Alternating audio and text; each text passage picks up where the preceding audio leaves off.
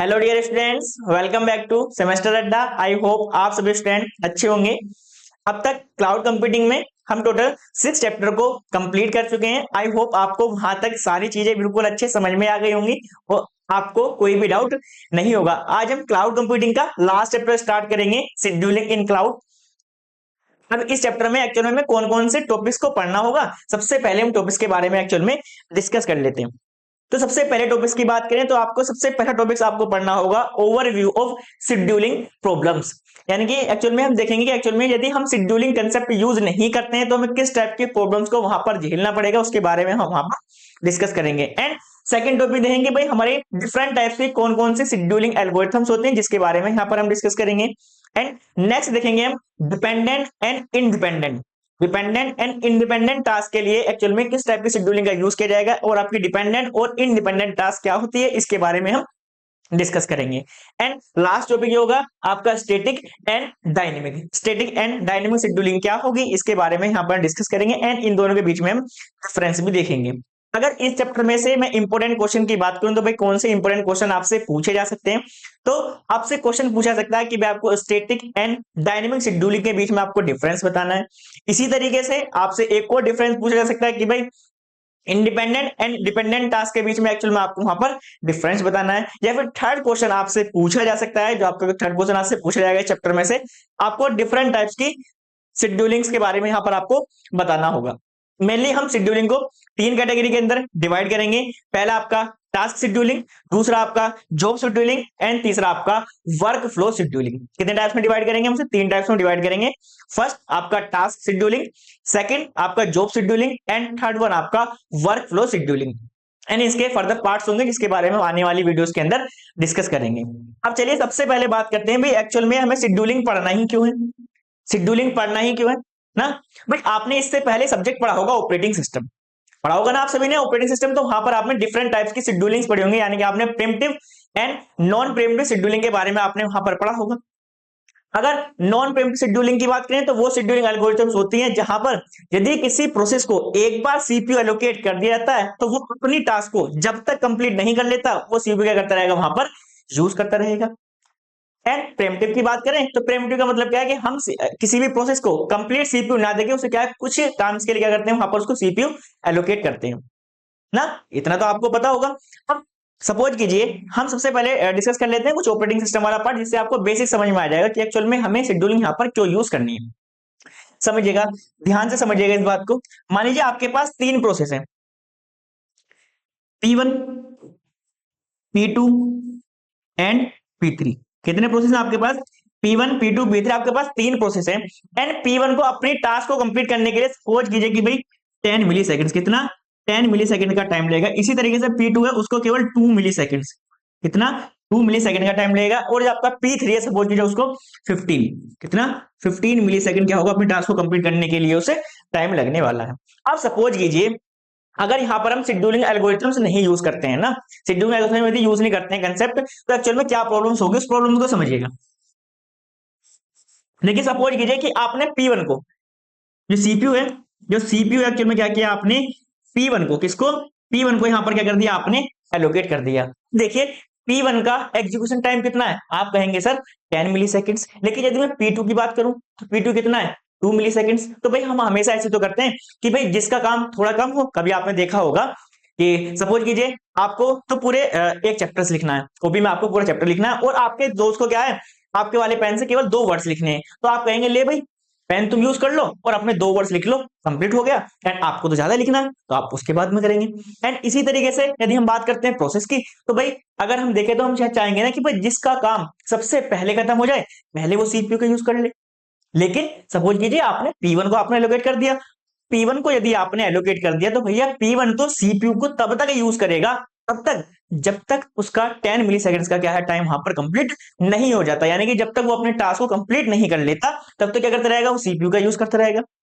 अब सपोज कीजिए जैसे P1 ने अपनी टास्क को एग्जीक्यूट करना स्टार्ट किया, जब उसने एग्जीक्यूट करना स्टार्ट किया उसी समय क्या हो गया, उसे कुछ इनपुट आउटपुट क्या करना पड़ा, उसे कुछ इनपुट आउटपुट ऑपरेशन को क्या करना पड़ा भाई, यहाँ पर परफॉर्म करना पड़ा।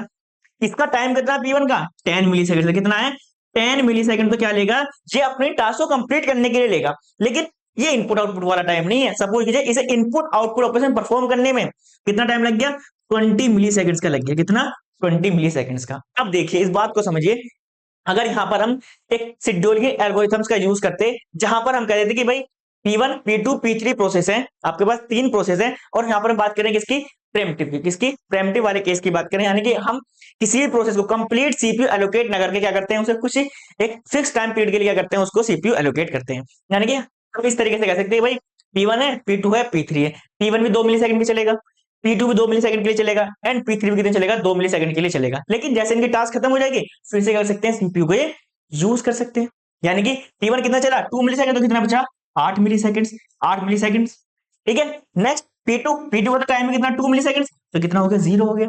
एंड P3 की बात करें तो कितना बचेगा आपका, 13 मिली सेकंड। ठीक है, कितना फायदा हुआ इससे, क्या फायदा हुआ, हमने क्या किया, पूरे जितने प्रोसेस थे हमने सभी प्रोसेस में से किसी भी एक प्रोसेस को कंप्लीट हमने सीपीयू एलोकेट नहीं किया, हमने क्या कर दिया, एक टाइम ड्यूरेशन के लिए दे दिया कि भाई जितने भी प्रोसेस है ना, सभी के सभी प्रोसेस क्या कर रहे हैं, एक्चुअल में एक फिक्स टाइम के लिए अपनी टास्क को एग्जीक्यूट कर रहे हैं। अब इससे क्या फायदा हुआ, देखो P2 का टाइम, P2 का टाइम क्या था, सबसे ज्यादा कम था, कितना था, 2 मिली सेकंड था, और 2 मिली सेकंड हमने सबको एलोकेट किया था, तो P2 का टास्क खत्म हो गई ना। लेकिन यदि इस सिनेरियो की बात करें तो इस सिनेरियो में P2 का नंबर कब आएगा, 30 मिली सेकंड्स के बाद। कितना, 30 मिली सेकंड्स के बाद, यानी 30 मिली सेकंड्स के बाद किसका आएगा, P2 का नंबर आएगा। क्यों भाई, 10 मिनट तो लेंगे सर अपनी टास्क को कंप्लीट करने में। कितने मिनट, 10 मिनट तो लेंगे सर एक्चुअल में अपनी टास्क को कंप्लीट करने में, और 20 मिनट्स लेंगे इसे इनपुट आउटपुट ऑपरेशन को परफॉर्म करने में। तो इन दोनों को ऐड कर देंगे, इन दोनों को ऐड करके कितना हो जाएगा आपका, 30। कितना हो जाएगा, 30 मिली सेकंड। यानी कि P1 को टोटल टाइम कितना चाहिए, 30 मिली सेकंड से, जब वो क्या करेगा, सीपीयू को अलग करेगा। यानी कि इसको, P2 को एंड P3 कब तक वेट करना पड़ेगा, 30 मिली सेकंड क्या करना पड़ेगा, इनको वेट करना पड़ेगा। आई होप आपको समझ में आ रहा होगा। यदि हम जितने भी हमारे पास प्रोसेस हैं, जितने भी हमारे पास प्रोसेस हैं, यदि हम सभी प्रोसेस को ठीक से मैनेज करना चाहते हैं, ठीक है, जिनके बीच में जो जितनी भी रिसोर्सेज है, सभी रिसोर्स को क्या कर सके, वो ठीक से यूटिलाइज कर सके, उसके लिए एक्चुअल में किसका यूज करते हैं, शेड्यूलिंग का यूज करते हैं। इसी तरीके से हम एक्चुअल में क्लाउड कंप्यूटिंग के अंदर, इसी तरीके से हम क्लाउड कंप्यूटिंग के अंदर भी किसका यूज करते हैं, एक्चुअल में शेड्यूलिंग का यूज करते हैं। सर इसके अंदर यानी क्लाउड के अंदर एक्चुअल में शेड्यूलिंग क्यों यूज करेंगे, चलिए समझिएगा।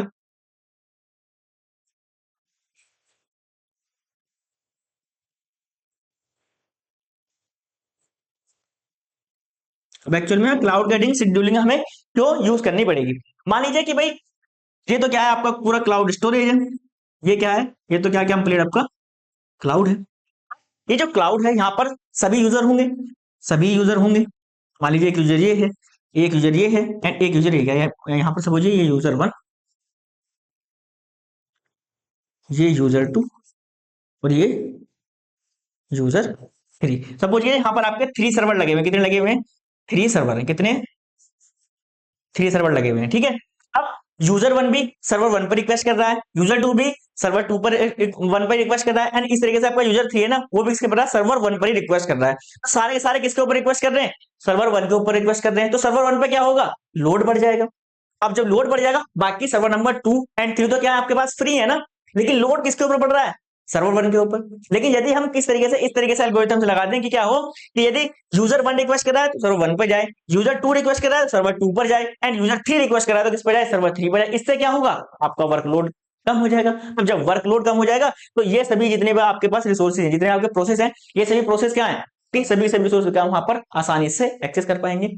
यानी कि यदि हम कहें कि भाई क्लाउड कंप्यूटिंग के अंदर हमें शेड्यूलिंग किस लिए पढ़ना है, तो शेड्यूलिंग हम इसलिए पढ़ते हैं जिससे जितने भी हमारे पास रिसोर्सेज हैं, जितने भी हमारे पास रिसोर्सेज हैं, जैसे आपका नेटवर्क डिवाइसेस हो गया, ठीक है, आपका सर्वर्स हो गया, आपके सीपीयूज हो गया, इनको सभी प्रोसेस के बीच में ठीक से क्या कर सकें, डिस्ट्रीब्यूट कर सकें, जिससे वो अपनी टास्क को क्या कर सके, जल्दी और इफिशिएंट वे में क्या कर सके, उनको एग्जीक्यूट कर सके। इसके लिए हम किसका यूज करते हैं, एक्चुअल में शेड्यूलिंग का यूज करते हैं। आप सिंपल वर्ड्स में लिखेंगे, शेड्यूलिंग क्या है, शेड्यूलिंग एक ऐसा प्रोसेस है जिसमें हम डिफरेंट रिसोर्सेज को, जिसमें हम क्या करेंगे, डिफरेंट रिसोर्सेज को डिफरेंट यूजर क्या करते हैं, एलोकेट करते हैं, जिससे वे अपनी टास्क को फास्ट एंड इफिशिएंटली क्या कर सकें, एग्जीक्यूट कर सकें। आई होप आपको समझ में आया होगा। चलिए डेफिनेशन देखते हैं। अब आपको डेफिनेशन एक ही बार में समझ में आ जाएगी। ठीक है, शेड्यूलिंग क्या है, शेड्यूलिंग का मतलब है सिस्टम की जितनी भी रिसोर्सेज हैं उनको इस तरीके से क्या किया जाए, मैनेज किया जाए जिससे वो सभी टास्क क्या करें तेजी और क्या है कुशलता से पूरे हो सके। यानी कि जितने भी आपके पास टास्क हैं, यानी कि ये P1 की टास्क है, P2 की, P3 की, वो सभी के सभी टास्क एक आपके फास्ट एंड इफिशिएंट वे में क्या हो सके, अपनी टास्क को क्या कर सके, कंप्लीट कर सके। इसके लिए एक्चुअल में यूज करते हैं हम किसका, शेड्यूलिंग का हम यूज करते हैं। ठीक है। अब क्लाउड कंप्यूटिंग का जैसे देखो शेड्यूलिंग में उपयोग जैसे आपका सीपीयू हो गया, स्टोरेज हो गया, नेटवर्क हो गया या फिर अन्य रिसोर्सेज हो गया, इन्हें अलग अलग यूजर और एप्लीकेशन के बीच में वितरण करने के लिए यूज किया था। जैसे मैंने आपको बताया यूजर 1 है, यूजर 2 है, यूजर 3 है, इन सभी के इन तीनों यूजर के बीच में क्या है, रिसोर्सेज को डिस्ट्रीब्यूट करने के लिए एक्चुअल में हम किसका यूज करेंगे, शेड्यूलिंग का यूज करेंगे। अगर हम शेड्यूलिंग यूज नहीं करेंगे तो क्या होगा, वहां पर रिसोर्स क्या है वो ठीक से वहां पर क्या होगा, यूटिलाइज नहीं हो पाएंगे। आई होप आपको बेसिक समझ में आ गया होगा, इसलिए हमें शेड्यूलिंग पढ़नी है, क्या इसकी नीड्स है। आई होप आपको सारे पॉइंट्स क्लियर हो गए होंगे। चलिए आगे चलते हैं। चलिए भाई, शेड्यूलिंग की मेनली कौन कौन सी प्रॉब्लम्स आ सकती हैं, यदि हम शेड्यूलिंग नहीं करते हैं तो किस टाइप की प्रॉब्लम्स हमें देखने के लिए मिल सकती हैं। सबसे पहला, लोड बैलेंसिंग प्रॉब्लम। अगर हम शेड्यूलिंग कंसेप्ट यूज नहीं करते हैं, जैसे मैंने आपको बताया कि आपके पास कितने सर्वर हैं, आपके पास S1, S2 एंड S3, कितने सर्वर हैं, आपके पास 3 सर्वर हैं, S1, S2 एंड S3। अगर आपने यहाँ पर शेड्यूलिंग कंसेप्ट नहीं यूज किया, अब सपोज कीजिए आपके पास जितने भी यहाँ पर यूजर हैं, जितने भी क्या हैं, यूजर हैं, वो सभी क्या कर रहे होंगे, एक्चुअल में रिक्वेस्ट कर रहे होंगे। अगर वो सभी के सभी क्या है, एक ही सर्वर पर रिक्वेस्ट करेंगे, क्या करेंगे, एक ही सर्वर पर क्या करेंगे, रिक्वेस्ट करेंगे, तो आपके सर्वर पर क्या हो जाएगा, लोड काफी ज्यादा बढ़ जाएगा।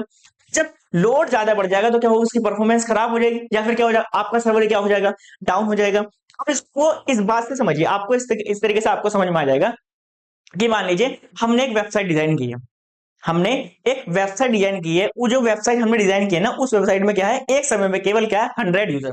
कितने भाई, एक टाइम पर कितने, केवल क्या, 100 यूजर।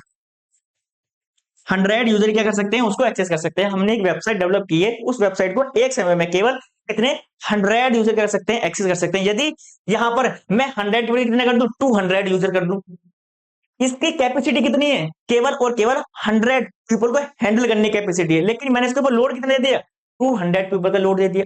इस केस में क्या होगा, आपकी वेबसाइट क्या हो जाएगी, आपकी वेबसाइट क्या हो जाएगी, वहां पर फेल हो जाएगी, यानी उसका सर्वर क्या हो जाएगा, डाउन हो जाएगी, आपकी वेबसाइट क्या हो जाएगी, क्रैश हो जाएगी। जैसे आपने देखा होगा जब आपका रिजल्ट आता है, जब आपका रिजल्ट आता है ना, तो एक्चुअल में जो यूजर होते हैं ना, वो उसकी लिमिट से ज्यादा हो जाता है, जिस कारण से क्या है, आपका वहां पर सर्वर एरर हो जाता है ना।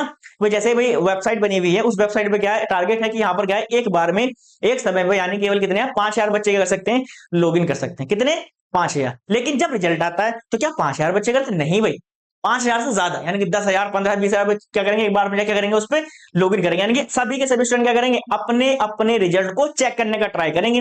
तो जब उस पर लोड बढ़ जाता है तो वेबसाइट वहां पर क्या हो जाती है, वहां पर क्रैश होना शुरू हो जाती है। यानी वहां पर क्या दिखता है, आपको देखा होगा आपने, क्या दिखता है वहां पर आपको, सर्वर एरर क्या मिलती है, सर्वर, यानी कि उनके सर्वर कैपेसिटी से क्या है, ज्यादा लोड हो गया है, जिस कारण से वो वहां पर किसी भी रिजल्ट को क्या है, वहां पर शो नहीं कर पा रही है। ठीक है, इतना आपको समझ में आया, ये चीजें आपको समझ में आई होंगी कि एक्चुअल में लोड बैलेंसिंग क्या है। यदि हम लोड बैलेंसिंग की प्रॉब्लम को सोल्व करना चाहते हैं तो हम किसका यूज करेंगे, एक्चुअल में शेड्यूलिंग का यूज करेंगे, जिसमें जितने हमारे सर्वर्स लगे हुए होंगे या फिर जितने अदर रिसोर्सेस होंगी, उन सभी रिसोर्सेस को ठीक से हम क्या कर सकें, उनको मैनेज कर पाए अपने डिफरेंट यूजर के लिए, हमें उसके लिए किसका यूज करना पड़ेगा, एक्चुअल में शेड्यूलिंग कंसेप्ट का हमें वहां पर यूज करना पड़ेगा।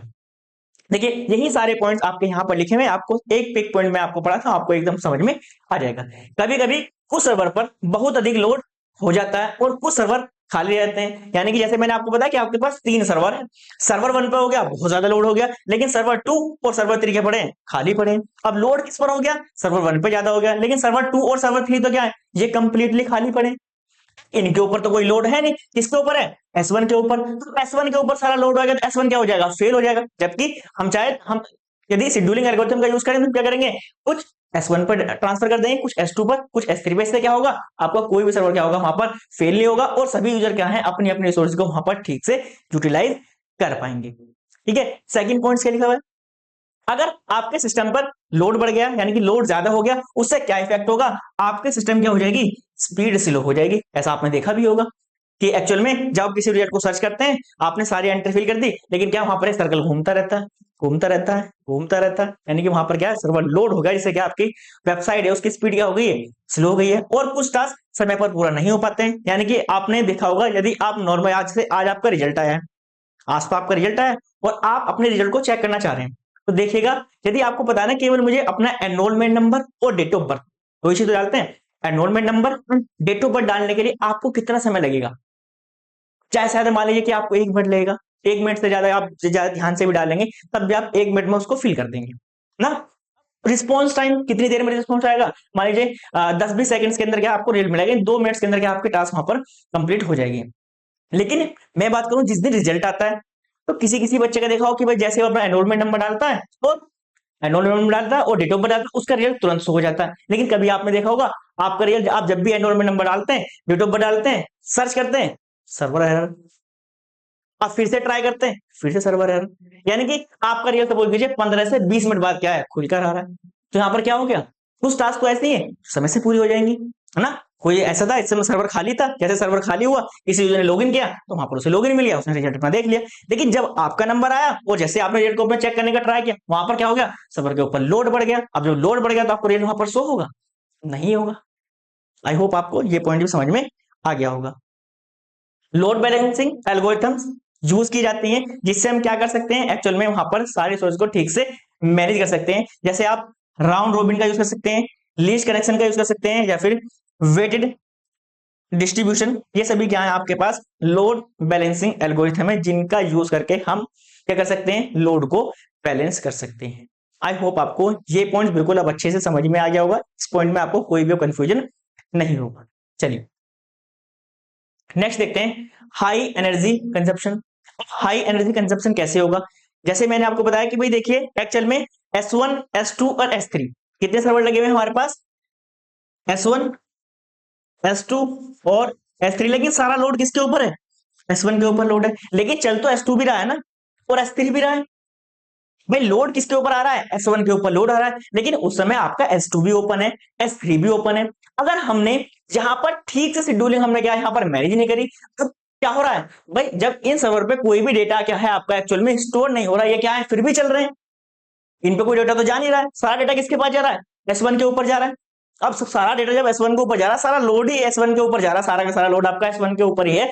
S2 और S3 ये तो क्या है, खाली है, खाली है। अब खाली है तो इन पर तो कोई लोड जाने, लेकिन ये एनर्जी तो कंजप्शन कर रहे हैं ना, एनर्जी तो कंज्यूम कर रहे होंगे। तो यदि हम शेड्यूलिंग ठीक से मैनेज नहीं करते हैं तो हमारा क्या होगा, एनर्जी कंजप्शन भी क्या होता है, ज्यादा होता है। क्यों, क्योंकि वहां पर हमने हमारे पास जितनी भी रिसोर्सेज है उन सभी रिसोर्सेज को हमने वहां पर ठीक से मैनेज नहीं किया है, यानी कि वो रिसोर्स जो भी है आपके पास उसका यूज तो नहीं किया जा रहा, लेकिन क्या है वो एक्टिव है। जो कोई भी चीज क्या होगी, एक्टिव होगी। अब कोई भी चीज क्या होगी, जब एक्टिव होगी तो एनर्जी तो कंजप्शन करेगी ना। तो यदि आपको अपनी रिसोर्स को ठीक से आप मैनेज करना चाहते हैं तो वहां पर आपको शेड्यूलिंग कंसेप्ट आपको यूज करना ही पड़ेगा। जैसे आपने देखा होगा, आप अपने घर पर है, आप कमरे में बैठे थे, आपने फैन ऑन कर लिया, फैन चल रहा है, आपको कुछ टाइम बाद मन किया आप बाहर चले गए। जब आप बाहर चले गए तो फैन तो चल रहा है रूम का, अब आप बेशक बाहर बैठे हैं, आप बाहर बैठे हैं लेकिन रूम तो पंखा तो चल रहा है ना, इसका मतलब एनर्जी तो कंज्यूम हो रही है ना। बेशक आप उसके नीचे बैठे हो ना बैठे हो, या फिर आपको कोई फैमिली मेंबर वहां पर बैठा हो ना बैठा हो, इससे क्या ही फर्क पड़ता है। लेकिन जो उसकी वर्किंग है वो तो अपनी वर्किंग कर रहा है ना, तो काम है हवा देने का, वो तो हवा दे ही रहा है। अब आप उसको यूज करो ना करो वो किसकी गलती, आपकी गलती। लेकिन यदि आप उसे ठीक से यूज करना चाहते हो भैया, आप जब भी आपको फैन चलाना होगा आप चलाएंगे और बैठ जाएंगे, जब आपको जाना होगा तो आप बंद कर देंगे तो बाहर चले जाएंगे। इसी तरीके से यदि हम अपने रिसोर्सेज को ठीक से मैनेज करना चाहते हैं तो हमें सभी रिसोर्स को देखना पड़ेगा कि एक्चुअल में किस रिसोर्स के ऊपर लोड ज्यादा है, किस रिसोर्स के ऊपर लोड कम है। अगर हमने ठीक से शेड्यूलिंग मैनेज नहीं करी तो क्या होगा, जिस तरीके से मैंने आपको बोला पता है कि सारा लोड किस पे चला जाएगा, S1 पे चला जाएगा, S2 क्या होगा फ्री, S3 पे क्या होगा फ्री, लेकिन एनर्जी का करेंगे कंसेप्ट करेंगे। लेकिन यदि हम कुछ इस तरह के कंसेप्ट यूज करें कि भाई S1 पर भी लोड ना पड़े, कुछ टास्क आपके S1 पर चले, कुछ S2 पर चले और कुछ S3 पर चले, इससे क्या होगा, जितनी भी आपकी रिसोर्सेज हैं वो सभी रिसोर्सेज क्या होंगे वहां पर ठीक से यूटिलाइज हो पाएंगे। ठीक है, चलिए समझिएगा, जब क्लाउड सर्वर अत्यधिक लोड पर चलते हैं तो वो ज्यादा बिजली खाते हैं, यानी कि जब आपका S1 है ना, जब S1 है इसके ऊपर लोड ज्यादा बढ़ता जाएगा तो एनर्जी और ज्यादा खाएगा। और इसके साथ में ये दो फ्री बेचारे चल ही रहे हैं, ये भी एनर्जी ले रहे हैं। ठीक है, इससे क्लाउड सर्विस प्रोवाइडर की कॉस्ट क्या है, इंक्रीज हो जाती है, और ये आपका एनवायरनमेंट को भी क्या करता है, इफेक्ट करता है। अब भाई ज्यादा एनर्जी कंज्यूम होगी तो क्या होगा, आपका एनवायरनमेंट तो आपका इफेक्टेड होगा ना। ठीक है, चलिए जैसे अगर आपके पास सभी वर्चुअल मशीन फुल कैपेसिटी से चल रही है, भले ही उनकी जरूरत हो या ना हो, तो क्या करेंगे, बिजली की बर्बादी करेंगे। वही जैसे आपके पास वर्चुअल मशीन है, आपके पास वर्चुअल मशीन है V1, V2 and V3 and load क्या आ रहा है आपका V1 के ऊपर आ रहा है, लेकिन एक्टिव कौन है, V2 भी एक्टिव है एंड V3 भी एक्टिव है। अब जब एक्टिव है तो क्या होगा, इलेक्ट्रिसिटी तो कंज्यूम करेंगे। अब ये क्या है, V2 एंड V3 का क्या है, यूज तो हो नहीं रहा, लेकिन क्या है, ये अपनी फुल कैपेसिटी है, जितनी को एनर्जी चाहिए उतनी एनर्जी क्या कर रही है, यहाँ पर कंज्यूम कर रही है। तो ये क्या कर रही है, एनर्जी का वेस्टेज तो कर रही है। तो इसको मैनेज करने के लिए हमें किसका यूज करना पड़ेगा, शेड्यूलिंग का यूज करना पड़ेगा। आई होप आपको समझ में आ गया होगा। चलिए आगे चलते हैं, नेक्स्ट पॉइंट समझते हैं। Next, quality of service. ठीक है, यदि आप अच्छी क्वालिटी की सर्विस चाहते हैं, यदि आप अच्छी क्वालिटी की सर्विस चाहते हैं, यानी कि जिस भी आप सर्विस को यूज कर रहे हैं वो सर्विस क्या मिले, आपको टाइम से मिले और उसकी क्वालिटी कैसी हो, यानी कि परफॉर्मेंस कैसी हो उसकी, अच्छी हो, तो इसके लिए एक्चुअल में किसका यूज करना पड़ेगा, आपको शेड्यूलिंग का यूज करना पड़ेगा। ठीक है, चलिए, जैसे यूजर इन द क्लाउड, अच्छा क्लाउड में यूजर को क्या चाहिए, जब भी हम किसी, सीधी सी बात है कि यदि हम किसी को सर्विस लेते हैं ना, हम चाहते हैं कि वो सर्विस क्या मिले, हमें टाइम टू टाइम मिले। यदि हमें चाहते हैं ना भाई भाई हमारी सर्विस क्या हो, ऐसा ना हो कि यदि हम किसी से भाई अपने घर में वाईफाई लगवाते हैं या अपने घर में वाईफाई लगवा देते हैं, इसका मतलब क्या है कि यदि हमने वाईफाई लगवा लिया ना, तो वाईफाई क्या है, ऐसा नहीं है कि हमारे लिए घर के अंदर केवल क्या है, 1 घंटे के लिए इसकी स्पीड अच्छी है या फिर 2 घंटे के लिए इसकी स्पीड अच्छी है, नहीं, हम तो चाहते हैं कि भाई जब तक 24 के 24 घंटे, 24 के 24 घंटे क्या है, इसकी परफॉर्मेंस क्या रहे, अच्छी रहे और उसकी सिक्योरिटी भी अच्छी रहे। ऐसा नहीं है कि भाई मैंने पासवर्ड सेट कर रखा वाईफाई के ऊपर, उसके बाद भी क्या है आप यूज कर पा रहे हैं, दूसरा वाला यूज कर पा रहा है, नहीं भाई सिक्योरिटी भी अच्छी होनी चाहिए। फास्ट एक्सेस तो हो, लेकिन उसके साथ क्या हो, उसकी सिक्योरिटी भी अच्छी हो और उसकी रिलायबिलिटी भी क्या हो, अच्छी हो। तो इसके लिए हम किसका यूज करना पड़ता है, एक्चुअल में शेड्यूलिंग का वहां पर हमें यूज करना पड़ता है। ठीक है, अब देखिए इस बात को समझिए, अगर शेड्यूलिंग सही से न हो, अगर शेड्यूलिंग आप में ठीक से नहीं गई तो क्या होगा, तो लेटेंसी बढ़ सकती है, जिससे परफॉर्मेंस क्या होगी, खराब हो जाएगी। सर लेटेंसी क्या होती है ना, भाई लेटेंसी क्या होती है, मान लीजिए भाई आपके पास ये क्लाउड है और ये यूजर है, ये क्लाउड है और ये यूजर है। क्लाउड से यूजर के बीच में, क्लाउड से यूजर के बीच में, क्लाउड से यूजर के बीच में डेटा को ट्रांसफर करने में लगने वाला समय क्या कहलाता है, एक्चुअल में लेटेंसी कहलाता है। लेटेंसी का मतलब क्या है, किसी भी सर्विस की जितनी लेटेंसी क्या होगी, कम होगी, जितनी लेटेंसी रेट क्या होगा, कम होगा, उतनी ही उस सिस्टम क्या होगी, परफॉर्मेंस अच्छी होगी। तो हमें ट्राई करना है कि हमारे सिस्टम की लेटेंसी क्या हो गई, कम से कम हो। जितनी लेटेंसी क्या होगी, ज्यादा होगी, जितनी लेटेंसी ज्यादा होगी उतनी हमारे सिस्टम की क्या होगी, परफॉर्मेंस बेकार होगी। इसीलिए यहां पर लिखा है कि यदि हमें शेड्यूलिंग ठीक से नहीं किया तो क्या होगा, लेटेंसी का रेट क्या होगा, इंक्रीज हो जाएगा। तो मैंने भी तो यही बात कही ना कि यदि आपकी लेटेंसी क्या होगी, इंक्रीज हो गई है, तो उस केस में क्या होगा, आपके सिस्टम की परफॉर्मेंस क्या हो जाएगी भाई, खराब हो जाएगी। लेकिन यदि लेटेंसी रेट क्या है, कम है, यानी कि यूजर एंड क्लाउड के बीच में डेटा को ट्रांसफर करने में कम से कम समय लग रहा है, तो क्या है, इसका मतलब यहाँ पर लेटेंसी क्या है आपकी, कम है। अगर यूजर एंड क्लाउड के बीच में डेटा का ट्रांसफर होने में ज्यादा समय लग रहा है, इसका मतलब क्या है, वहां पर लेटेंसी रेट क्या है, हाई है। तो हम चाहते हैं कि भाई जब भी हम क्लाउड से किसी सर्विस का एक्चुअल में परचेज कर रहे हैं ना, तो उसकी सर्विस कैसी हो, उसकी क्वालिटी कैसी हो, उसकी क्या हो भाई, अच्छी हो। अच्छी कब होगी, जब उसका लेटेंसी रेट क्या होगा, कम होगा, परफॉर्मेंस क्या होगी, अच्छी होगी, सिक्योरिटी भी क्या होगी, अच्छी होगी। ये कब होगी, वहां पर हम शेड्यूलिंग का कंसेप्ट वहां पर यूज करेंगे। जब शेड्यूलिंग यूज करेंगे तभी तो हम सभी रिसोर्सेज को, जितने आपके डिफरेंट यूजर है उसके बीच में ठीक से उसको डिस्ट्रीब्यूट कर पाएंगे। आई होप आपको समझ में आ गया होगा। एग्जाम्पल देखिएगा, अगर किसी वीडियो स्ट्रीमिंग प्लेटफॉर्म जैसे YouTube या फिर नेटफ्लिक्स क्लाउड शेड्यूलिंग सही से नहीं हो, तो वीडियो क्या होगी, वहां पर रुक रुक कर चलेगी या फिर बफरिंग होगी। जैसे आपने देखा होगा कि जब भी आप किसी की ना लाइव क्लास अटेंड करते हैं, तो जैसे यहाँ से बोला जाता है, जिसे आप पढ़ रहे होंगे, जो वहां से आपका लेक्चर प्रोवाइड कराते हैं ना, उससे 30 सेकंड बाद क्या है, आपको वहां पर उसकी वॉइस सुनाई देगी। यानी कि जब मैं यहाँ से 30 सेकंड से बोलना स्टार्ट करूँ, 30 सेकंड का रिकॉर्ड होने के बाद क्या होगा, आपके पास वो डिलीवर होगा। लेकिन आपने देखा होगा कभी कभी क्या रहता है कि भाई नेटवर्क इशू रहते हैं, नेटवर्क इशू है, तो नेटवर्क इशू होगा, क्या होगा कि एक्चुअल में मैं तो यहाँ पर 30 सेकंड से ज्यादा, यानी कि 1 से 2 मिनट बाद मतलब बोल चुका हूँ, लेकिन क्या होगा, आपके पास वहां पर क्या होगा, वो देर से पहुंचेगा। इससे मतलब क्या हो रहा है कि भाई यहाँ पर क्या है, जो हमारा नेटवर्क क्या है वहां पर वो सिक्योर नहीं है, या फिर उसमें नेटवर्क क्या है कि उसमें ब्रेचेस आ गए, यानी कि बार बार क्या है, नेटवर्क क्या है आपका ब्रेक होकर चल रहा है, जिस कारण से क्या है, आपको जो चीजें हैं वो आपको समय पर वहां पर डिलीवर नहीं हो रही। आपने देखा होगा बहुत सी बार जब आप क्लास को अटेंड करते हैं, आप कहते हैं कि सर क्लास अटक अटक के चल रही है या फिर वॉइस नहीं आ रही है, तो वहां पर किस टाइप की प्रॉब्लम्स होती हैं, ये मान लीजिए आपका नेटवर्क कनेक्शन है, उसकी कोई इशू हो गया, या फिर किसी ने माइक वगैरह नहीं लगाया, या फिर माइक का तार वगैरह क्या हो रहा है, लूज हो रहा है। ठीक है, ये तो हमारे खुद के हो गए। लेकिन जो डाटा ट्रांसफर होता है किसके बीच में, हमारे और आपके बीच में। जब डाटा क्या होगा, हमारे और आपके बीच में डेटा क्या होगा, ट्रांसफर करना होगा, तो जितना ट्रांसफर करने में जितना कम से कम समय लगेगा, उतनी ही क्या होगी उस सिस्टम्स की, या फिर उस सिस्टम्स की यानी कि यूट्यूब जो होगा या फिर नेटफ्लिक्स होगा उसी की परफॉर्मेंस क्या होगी उतनी ही अच्छी होगी। कब होगी अच्छी? जब मैं यहाँ से बोल रहा हूँ और तुरंत ही क्या आपको 30 सेकंड बाद क्या आपको वहां पर सुनाई दे रहा है। इसका मतलब क्या, यूजर एंड टीचर्स के बीच में क्या वहां पर इंटरेक्शन अच्छा है, तो वहां पर किसी भी टाइप को वहां पर कोई भी प्रॉब्लम्स नहीं है, यानी कि वहां पर शेड्यूलिंग एल्गोरिथम्स क्या है आपके वहां पर ठीक से वर्क कर रही है। आई होप आपको समझ में आया होगा। चलिए next topic, resource allocation problem. वही मैंने आपको बताया कि भाई ये तो मैं आपको बता चुका हूं, आपको समझ में आ गया होगा कि भाई रिसोर्स एलोकेशन क्या है। हमें रिसोर्स को एलोकेट करना है, किसको एलोकेट करना है? डिफरेंट यूजर को हमें क्या करना है, उसको एलोकेट करना है। तो यदि हम रिसोर्सेज को सभी यूजर के पास एक अच्छे वे में क्या करना चाहते हैं, उसको डिस्ट्रीब्यूट करना चाहते हैं, तो वहां पर हमें शेड्यूलिंग कंसेप्ट हमें यूज करना पड़ेगा, जिससे सभी यूजर के पास क्या हो जाए, एक्चुअल में जितनी भी रिसोर्स है उनको हम सही से डिस्ट्रीब्यूट कर पाए। ऐसे समझिए भाई, मान लीजिए P1 है, P2 है और P3, यानी कि तीन प्रोसेस है, P1 P2 एंड P3। और ये क्या लगा हुआ है एक्चुअली में, सपोज कीजिए मैं एग्जांपल बता रहा हूं जिस तरीके से, यहाँ पर क्या लगा हुआ है कि सर्वर लगा हुआ है, ठीक है। अब P1 ने रिक्वेस्ट करी, P1 ने रिक्वेस्ट करी, P1 ने जब रिक्वेस्ट करी किसको, सर्वर को, क्या कर रहा है एक्चुअल में P1 अभी सर्वर को यूज कर रहा है, लेकिन उसके कुछ ही टाइम बाद P2 भी यूज करना चाहता है और P3 भी यूज करना चाहता है। आपने यहाँ पर शेड्यूलिंग एल्गोरिथम आपने यहाँ पर अप्लाई नहीं करी, तो क्या होगा, P1 क्या रहेगा, सर्वर को यूज करते रहेगा, लेकिन P2 और P3 आपस में क्या करते रहेंगे, वेट करते रहेंगे।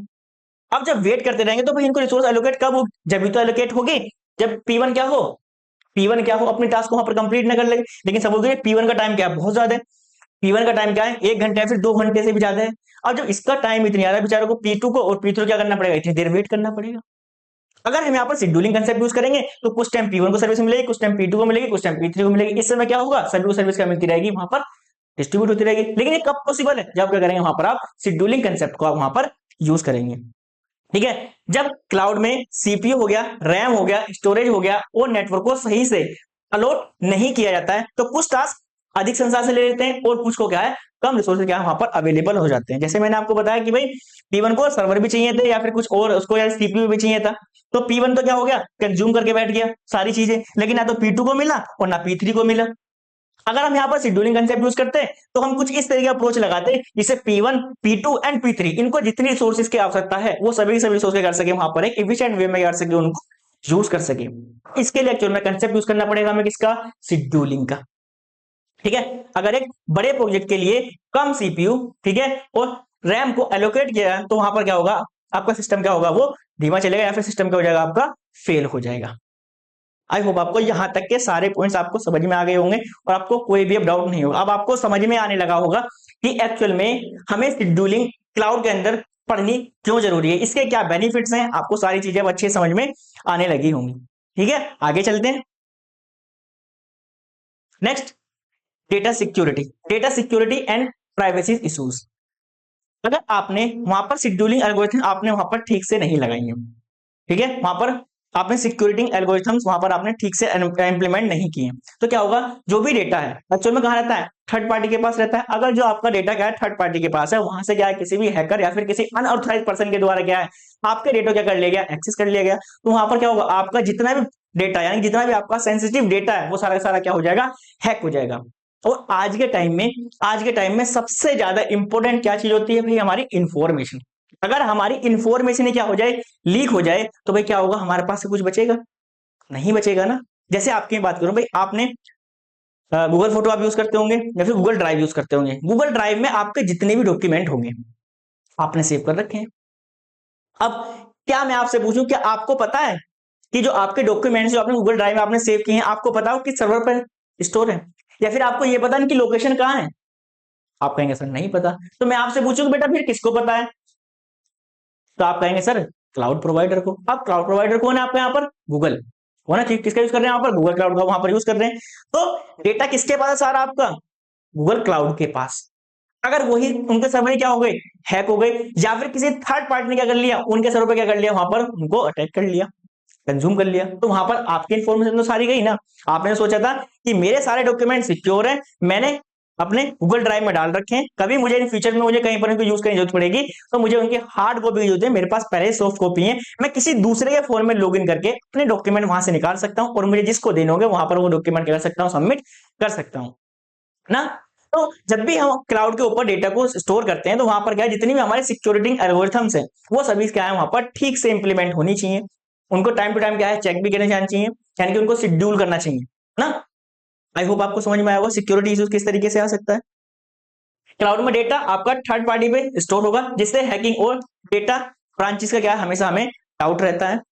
डेटा को इंक्रिप्शन और एक्सेस कंट्रोल तकनीक का उपयोग किया जाना चाहिए, यानी कि डेटा को इंक्रिप्शन, तो मैंने आपको बताया था इंक्रिप्शन के बारे में मैं आपको कितनी बार बता चुका हूं। यदि हम एक सिंपल टेक्स्ट को एक ऐसे फॉर्मेट के अंदर चेंज कर दें जिसे क्या नॉर्मल यूजर क्या है उसको रीड नहीं कर पाए, उसे हम क्या कहते हैं एक्चुअल में इंक्रिप्शन कहते हैं ना। एक आपने कंसेप्ट पढ़ा होगा क्रिप्टोग्राफी, पढ़ा होगा ना क्रिप्टोग्राफी। क्रिप्टोग्राफी में क्या करते हैं एक्चुअल में हम सिंपल टेक्स्ट को पहले साइफर टेक्स्ट के अंदर चेंज कर देते हैं, किसके द्वारा, इंक्रिप्शन के द्वारा।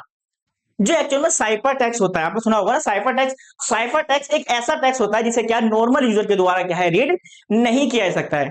सर यदि रिसीवर के पास डेटा जाएगा वो क्या करेगा, वो क्या करेगा उस डेटा को डिक्रिप्ट करेगा, क्या करेगा डिक्रिप्ट करेगा। डिक्रिप्ट कैसे करेगा, यानी कि जो आपका साइफर टेक्स्ट है, जो आपका साइफर टेक्स्ट है उसे क्या कर देंगे हम फिर से नॉर्मल टेक्स्ट के अंदर क्या कर देंगे उसको कन्वर्ट कर देंगे। इसी प्रोसेस को आपने पढ़ा, उसे क्या कहते हैं हम एक्चुअल में क्रिप्टोग्राफी कहते हैं।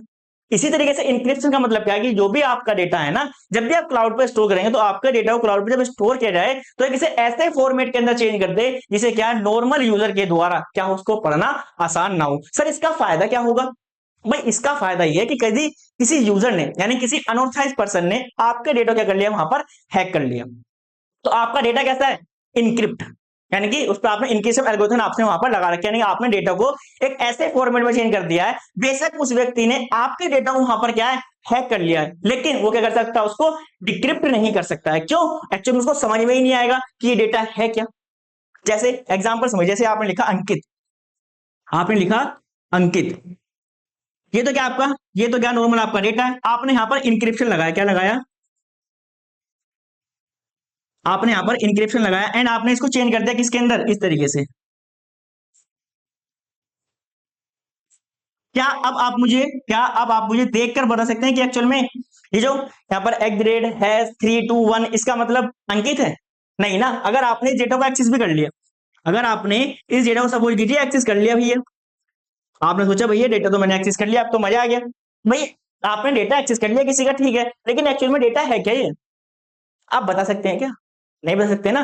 तो जब इंक्रिप्शन की बात करें, हमने डेटा क्या है एक ऐसे फॉर्मेट चेंज कर दिया क्या नॉर्मल यूजर क्या उसको वहां पर रीड नहीं कर सकता, उसको वही रीड कर सकता है, इसके क्या करना पड़ेगा हमें डिक्रिप्ट करना पड़ेगा। डिक्रिप्ट के लिए वहां पर क्या करते हैं अलग अलग डिफरेंट टाइप्स की वहां पर कीज का यूज करते हैं, सिमेट्रिक की, एसिमेट्रिक कीज। आपने आई होप आपको सारी चीजें पता होंगी, आपने इस सब्जेक्ट में डीसी से जो आपने सब्जेक्ट पढ़ा होगा वहां पर आपने क्रिप्टोग्राफी का कंसेप्ट आपने वहां पर पढ़ा होगा। बस यहाँ पर मैं आपको सिक्योरिटी का पर्पस बताना चाहता हूँ, सिक्योरिटी क्यों जरूरी है और सिक्योरिटी में हम इंक्रिप्शन का हम किस तरीके से यूज करते हैं ना, उसकी डेप्थ में नहीं जाते हैं, बस आप इतना समझ लीजिए।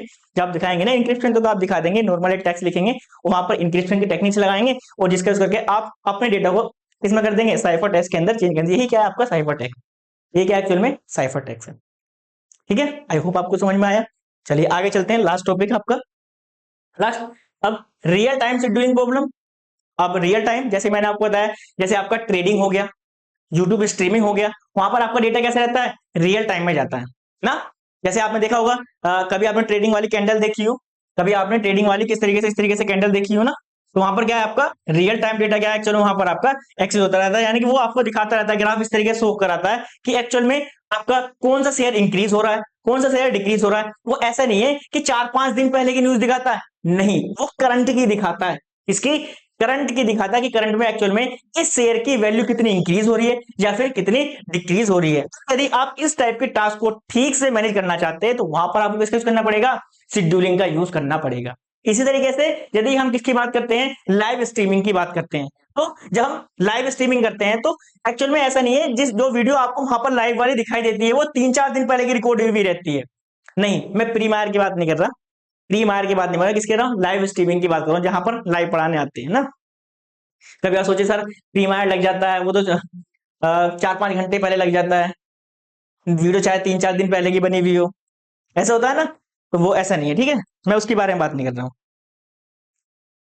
ठीक है, जैसे लाइव स्ट्रीमिंग या फिर ऑनलाइन गेमिंग और आपका स्टॉक मार्केटिंग जैसी एप्लीकेशन में तत्काल प्रतिक्रिया यानी कि इमीडिएट रिस्पॉन्स टाइम की जरूरत होती है, जिस कारण से हमें क्या वहां पर शेड्यूलिंग हमें यूज करनी पड़ती होगी। अब कुछ बच्चे क्या होंगे, गेम्स के बड़े दीवाने होंगे, जैसे पबजी हो गया, फ्री फायर हो गया।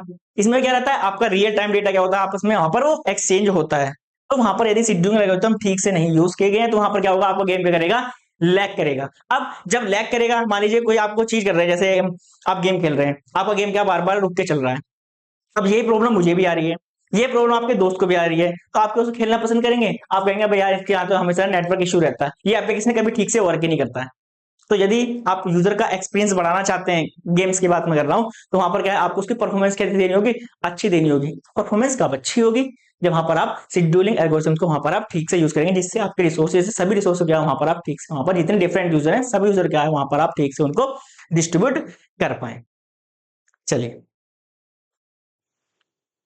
Vendor lock in problem. अब वेंडर लॉक इन को तो मैंने आपको बताया था कि जब भी हम क्लाउड से सर्विस कोई परचेज करते हैं ना, तो जब हम सर्विस को परचेज करते समय हमेशा हमें याद रखना चाहिए कि हमें सर्विस उस क्लाउड प्रोवाइडर से लेनी है जिसकी क्या हो, सर्विस अच्छी हो। सर्विस अच्छी का मतलब क्या हो, उसकी परफॉर्मेंस अच्छी हो उसकी, ठीक है। और उनकी जैसे कि कस्टमर सपोर्ट की बात करें, कस्टमर सपोर्ट अच्छा हो, कि आपको कोई प्रॉब्लम्स आ रही है, आपको कोई प्रॉब्लम्स आ रही है, जैसे आपने वहां पर कोई मैसेज किया तो आपको कुछ टाइम बाद क्या होगा, वहां पर आपको रिस्पॉन्स मिल जाएगा, उनका क्या रिस्पॉन्स टाइम अच्छा होना चाहिए।